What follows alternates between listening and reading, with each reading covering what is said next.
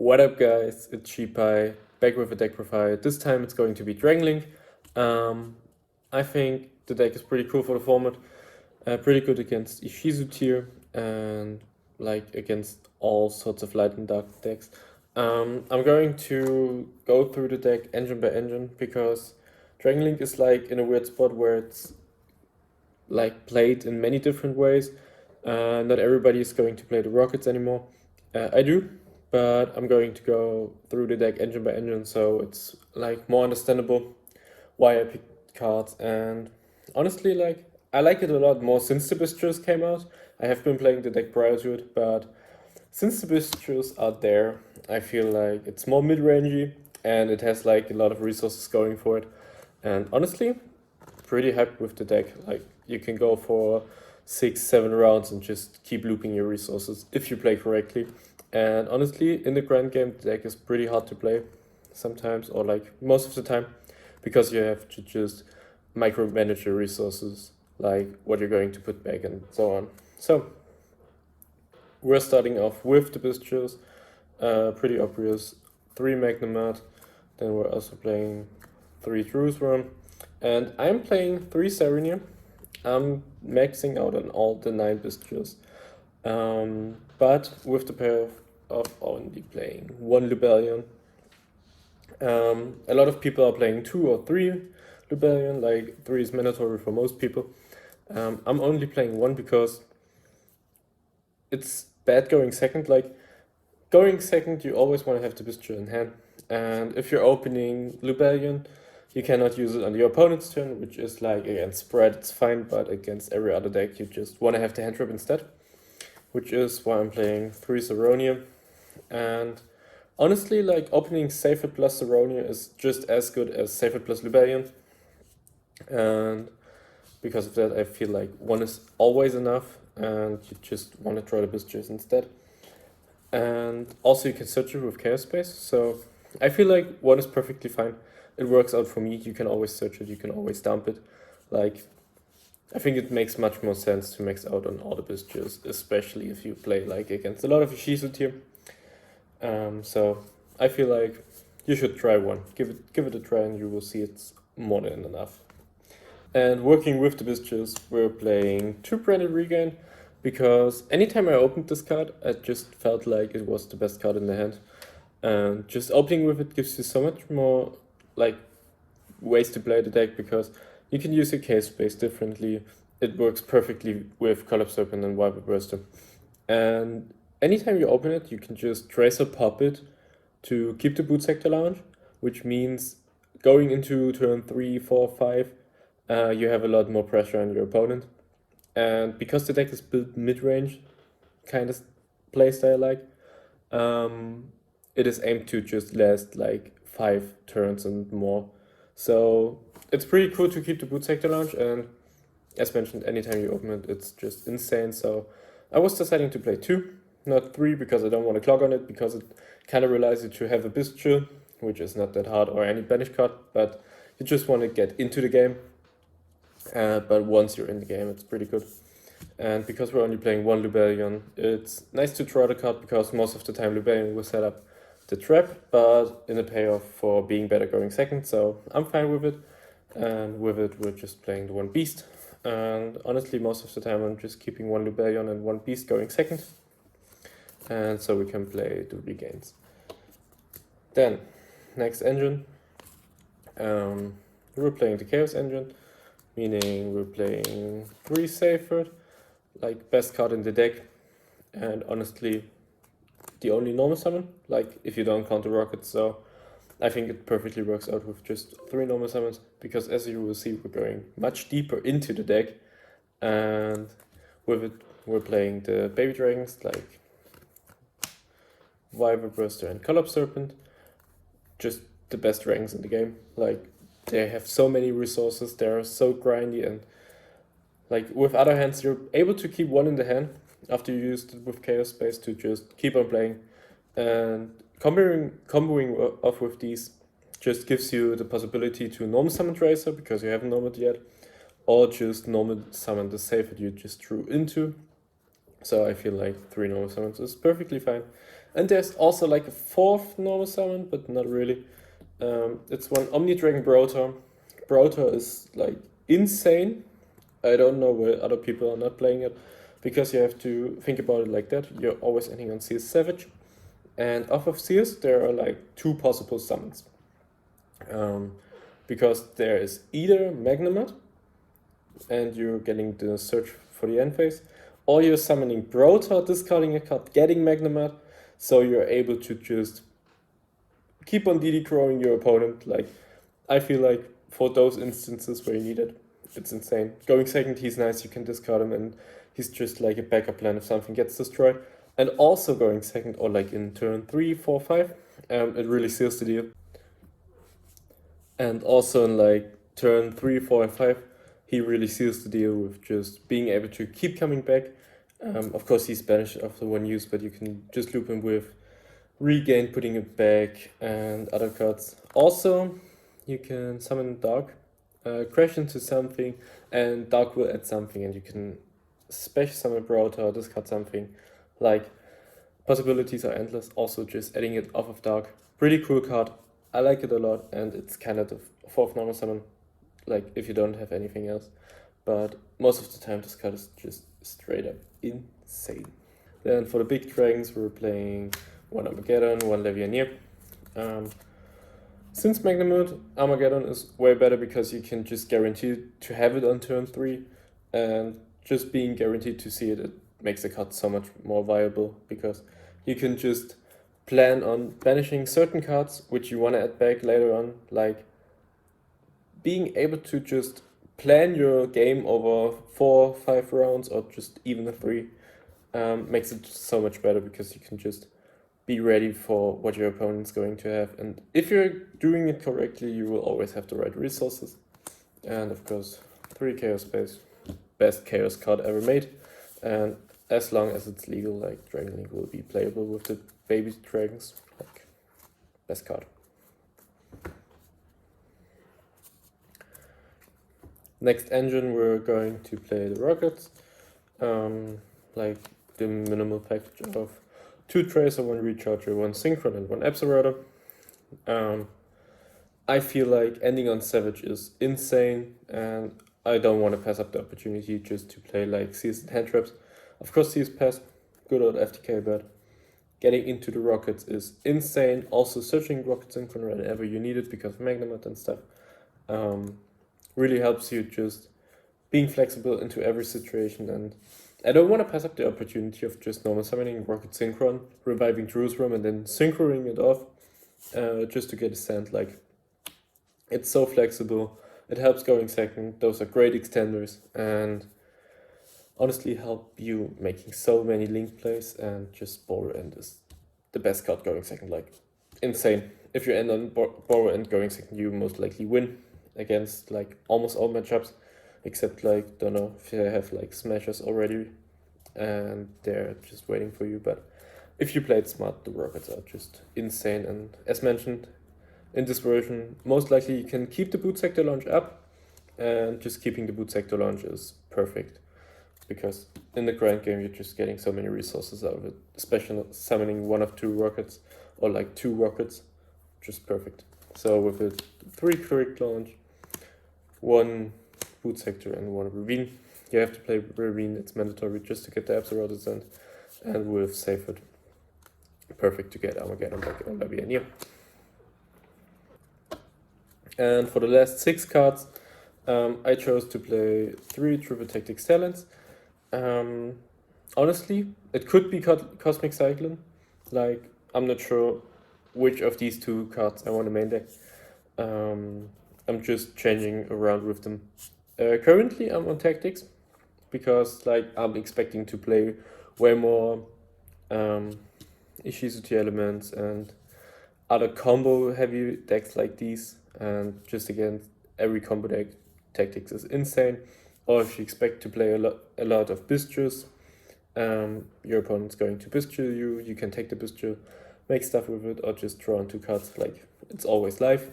That's pretty cool. But if you don't expect that much combo, or like you have a more casual local, you can just play Cosmic Cyclone and it's perfectly fine. Like, if you have people playing Microcosmos, D-Fissure, it's just insane to have the Cosmic Cyclone in the main deck, so totally reasonable. And for the last 3 cards, we're playing 2 Nocturne Dragon and 1 Upstart. Kind of torn between playing 3 Nocturne Vision, but honestly, I was like, I can Glog on Nocturne Vision, and because we're not playing many hand traps, or like only hand traps in the side deck, you're not able to draw hand traps as your 6th card, and with that, you can always play Upstart. Like, the only argument against playing 39 cards with Upstart, it's you can draw hand traps, but in this deck you can draw Bystials, which is like fine. So I feel like 39 cards, perfect. You can see your side deck cards. Nobody's really going to negate the Upstart Goblin, so it's perfectly fine. And nobody's playing draw, so maybe keep trying to play 39 cards. Honestly, I wouldn't change it. Only thing is like maybe play 40 and 3 Nocto, but I rather have 1 Upstart and a Nocto than 2 Nocto Vision Dragons. So 39 card with Upstart Goblin in the main deck, and moving on to the extra deck. So in the extra deck we're playing mostly standard Dragon Link, but some odd choices, which I will explain. But we will start off with Sears, Romulus, and Striker Dragon, which are the normal Link monsters you just need for a standard combo to get into Savage. So you're going through these 3 cards like 100% of your going first turn boards. Like, even if you're just going CS Pass, it's either going to be these 2 or just these 3 to get the Revine for follow-up. But like, there's no reason not to go through these cards, and CS is basically the best end boss monster. And for going second, like, we're playing 1 Borrow End. I never make this card going first, except I have like an extremely odd hand and I'm dark locked or anything like this, but most certainly I'm not going to summon this card because it's way too outable. But the cool thing about it is, in a simplified game state where your opponent has much less resources, it's much harder to out, and then it really shines. So never summon it going first, but always going second. Also 1 access code, because there are some scenarios which Borrow End can solve that access code can't, and the other way around. So we're playing 1 access code just for these cases, and also it can out skill drain, but doesn't come up like ever, but it's a thing, it's neat, it can happen. Then 1 Triple Burst, 1 Dark, and 1 Pisty, because going second you're most likely going to summon Dark, take something, summon Pisty, go into Triple Burst, and then summon one of these. Of course, if Pisty is removed, you can summon access code, but like, that's the general game plan. Of course, it won't happen all the time, but that's the thing you should aim for, and like, that's the going second package of the Link monsters, and it gives you a lot of flexibility. Then also kind of going second, but also going first, we're playing the Unicorn and the IP Masquerader, because like, if you have a really good hand or just always extenders, and you can try to set up resources for the following turns, but also sometimes you just want to end up on something like more extra than just CS Savage, and then you're most likely going to summon IP because she's a dark, so she works under Tracer, and then you need the Unicorn for follow-up, and also just Unicorn going second, like, great card. So wouldn't cut these 2.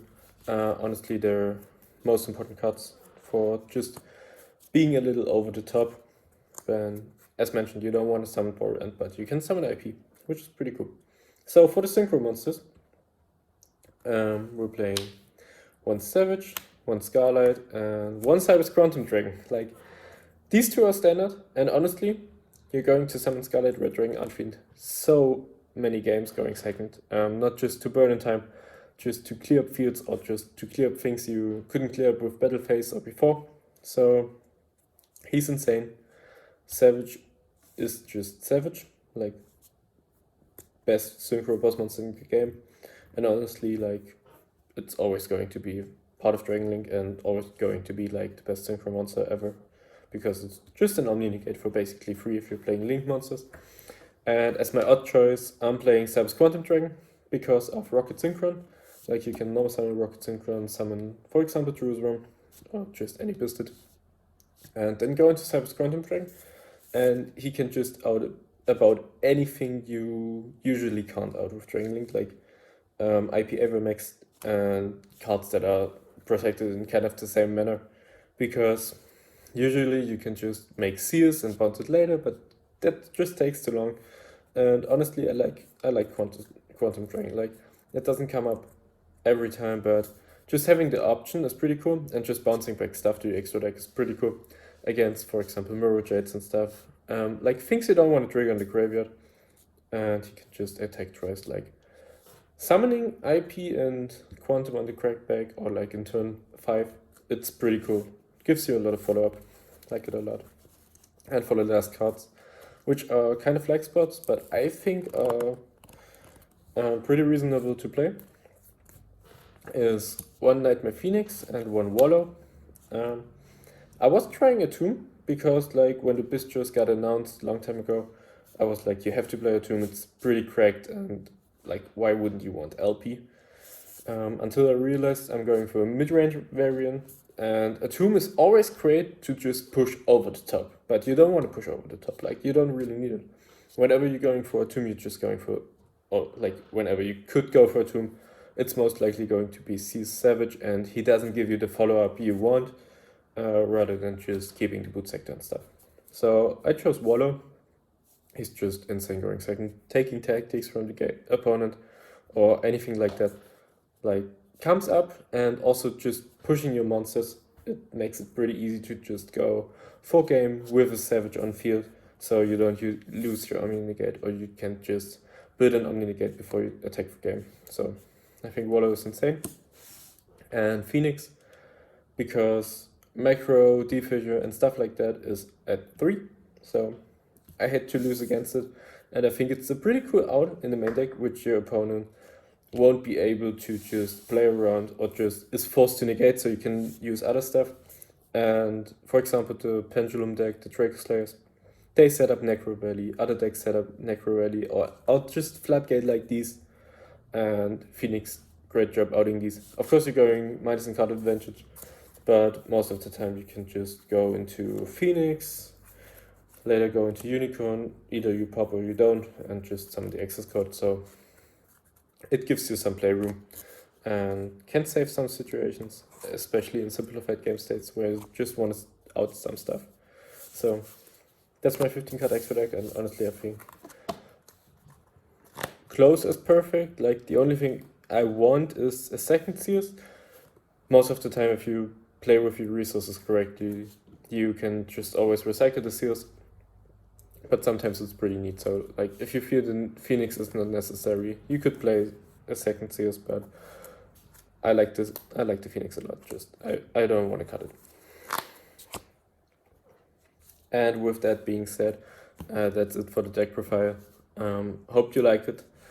And for the side deck, just adjust it to whatever you're playing against, because it's like a tier 0 format, and if you're going to big tournaments, you should prepare more for more Ishizu tier. If you're playing locals, just change it, or if your locals is very competitive, for example.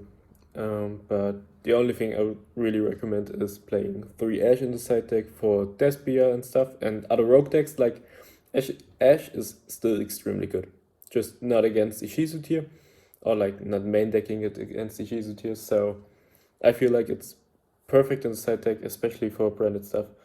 And also just playing Twin Twister and Gamma. Twin Twister always for stuff like Runic Sprite, which is an extremely good deck if you're not playing against the Shizu tier. And also Gamma is just perfect overall. And because you're playing Tactics and Gamma just against any shifter deck, it's pretty good for you, because they don't really know when to shift to you if they play around Tactics or Gamma. And most of the time, you just want to be able to kind of play around it. So I would recommend just keeping both cards in the main deck if you're playing against decks like these. And with that being said, hope you liked it. Hope I could change your mind about Dragon Link. Like, maybe try the approach of being more mid-rangey, playing more draw cards, like double Nocto, one upstart, and just trying to be more consistent with regain. And honestly, as I said, I think it's perfect to play 9 Bystials in the main and just 1 Lubellion, because there are hand traps, and you always want to have some hand traps, because every deck that's not spamming light and dark is just always a mid-range deck, and you're going to outgrind them in the long term. So, hope you liked it.